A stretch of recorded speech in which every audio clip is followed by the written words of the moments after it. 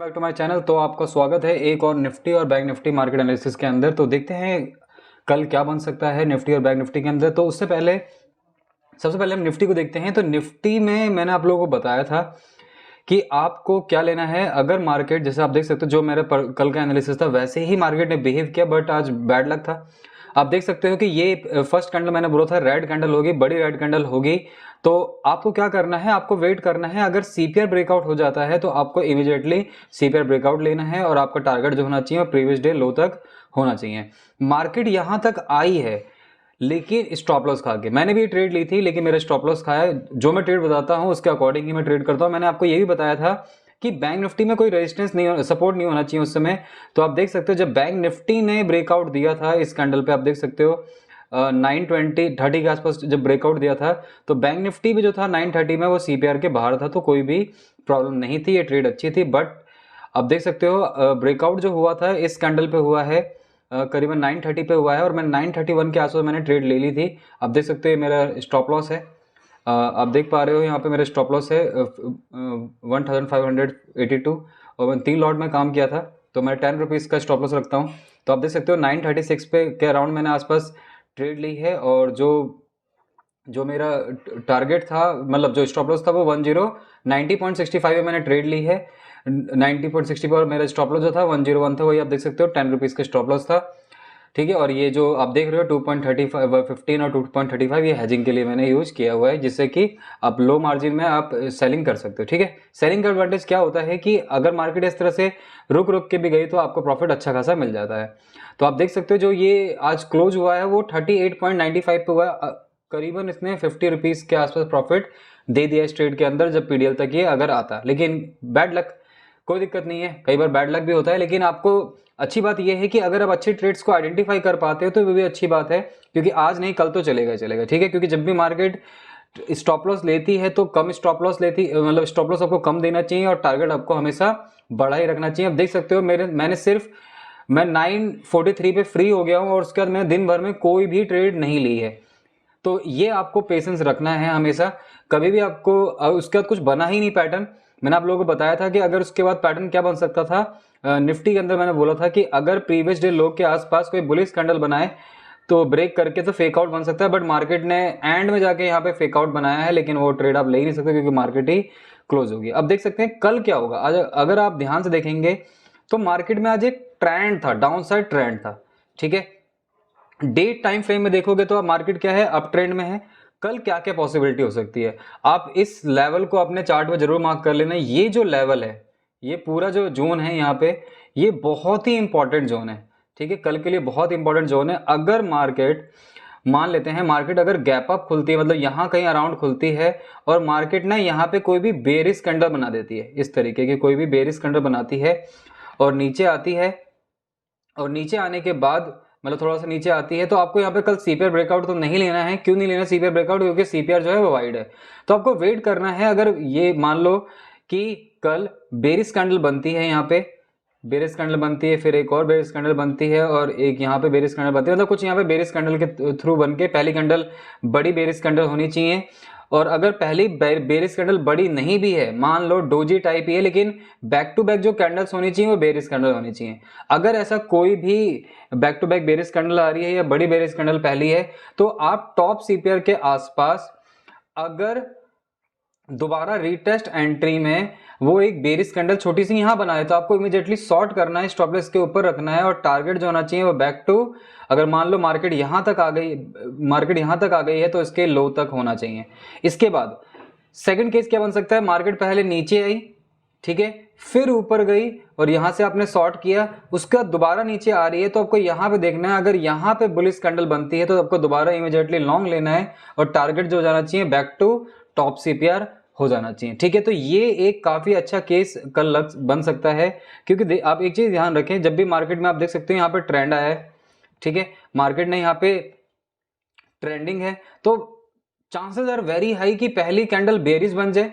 ठीक है, और जो भी जिनको थोड़ा प्राइस एक्शन या जो न्यू ट्रेडर होते हैं वो क्या करते हैं, कूद जाते हैं ऐसी ट्रेड में। वो बड़ी ट्रेंड देखते हैं, वो सोचते हैं कि पिछले दिन जैसे यहाँ पे भी बेरिश मतलब ट्रेंडिंग मार्केट होगी, लेकिन ऐसी ट्रेंडिंग मार्केट होती नहीं है। जनरली मार्केट क्या करती है, ऊपर चल जाती है और यहाँ पे जब तक वो अपना स्क्वायर ऑफ कर देते हैं क्योंकि लॉस ज़्यादा बड़ा दिखने लगता है, तो फिर मार्केट यहाँ से दोबारा रिटेस्ट करके नीचे की तरफ आती है। तो दो पॉसिबिलिटी हैं, एक तो बता दिया मैंने आपको। दूसरी पॉसिबिलिटी क्या है, मान लो पहली कैंडल यहाँ कहीं मार्केट खुलती है और ग्रीन बन जाती है, इस तरीके की बड़ी ग्रीन बनती है, या और उसका धीरे जाते जाते जाते ऊपर यहाँ तक जाती है, फिर मार्केट नीचे आती है।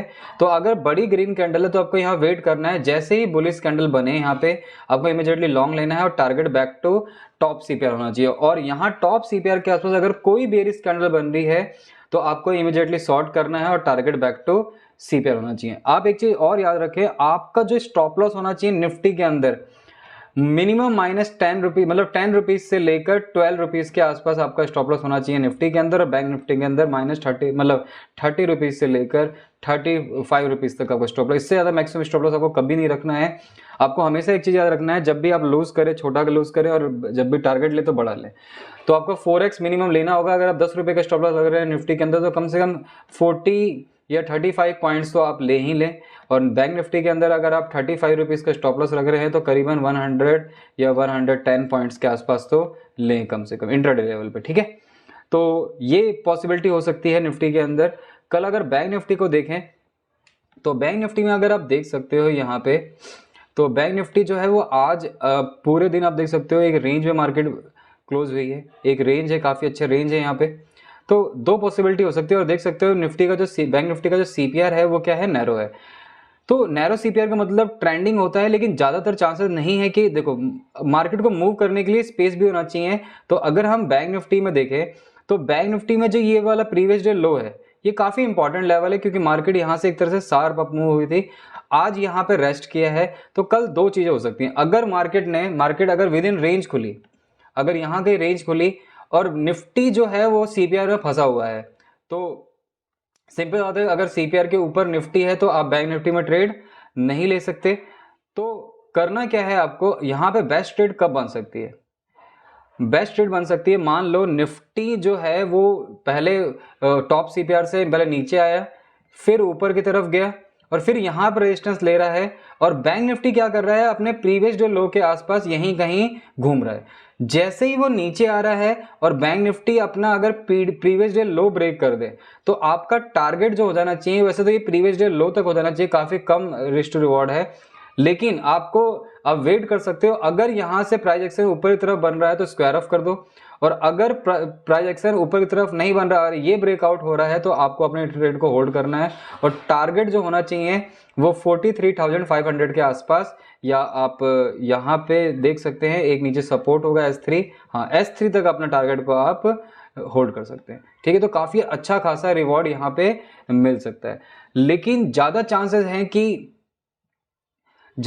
हैं कि बैंक निफ्टी क्या करेगा, बैंक निफ्टी में कल अगर, और ये भी केस हो सकता है अगर मान लो पहली ही कैंडल ने बैंक निफ्टी ने प्रीवियस डे लो को तोड़ा और S1 को तोड़ दिया, मतलब बड़ी ग्रीन रेड कैंडल बन गई, तो आपको यहाँ पे क्या करना है इमीडिएट, लेकिन देख सकते हो यहाँ पे ना ये डिमांड जोन है तो यहाँ पे आप ट्रेड नहीं ले सकते हो। कल बैंक निफ्टी फंसा हुआ लग रहा है। बैंक निफ्टी में एक अच्छी ट्रेड कब बन सकती है, मान लो बैंक निफ्टी कहीं यहाँ कहीं खुल गया, इसके बाद थोड़ा सा कंसोलिडेशन बाद अगर सीपीआर ब्रेकआउट दे रहा है तो एक अच्छी ट्रेड बनेगी, तब आप यहां तक टारगेट को बुक कर सकते हैं, ठीक है। तो बैंक निफ्टी में, और अगर मार्केट कल गैप डाउन खुल गई, मान लो मार्केट यहां कहीं गैप डाउन खुल गई, तो आपको क्या करना है, अगर यहां पे कोई भी बुलिश कैंडल बना रहा है तो आपको इमीडिएटली लॉन्ग लेना है, और टारगेट बैक टू कहां तक होना चाहिए आपका, सेंट्रल पिवोट तक, ठीक है। तो काफी अच्छा लेवल मिल सकता है अगर मार्केट गैप डाउन खुलती है। और एक चीज और यहाँ पे ध्यान देने वाली बात है, यहाँ पे आप देख सकते हैं यहाँ पे एक और लेवल है जो मैं लगाना भूल गया, तो ये जो लेवल है ये है वर्जिन सीपीआर, ठीक है। ये आप देख सकते हो ये एक वर्जिन सीपीआर है, तो काफी अच्छा खासा ट्रेड यहाँ बन सकती है।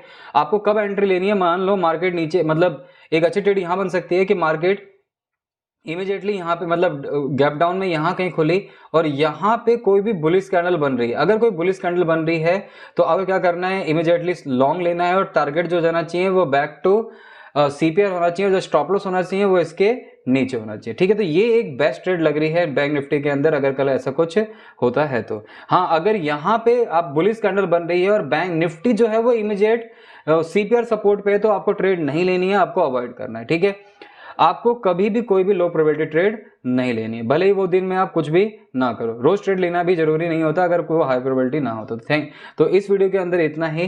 थैंक यू फॉर वॉचिंग, मिलते हैं नेक्स्ट वीडियो के अंदर। अगर वीडियो अच्छी लगती है तो चैनल को सब्सक्राइब जरूर करें, वीडियो को लाइक जरूर करें, कोई प्रॉब्लम तो कमेंट करके मुझे जरूर बताएं। थैंक यू फॉर वॉचिंग, मिलते हैं नेक्स्ट वीडियो।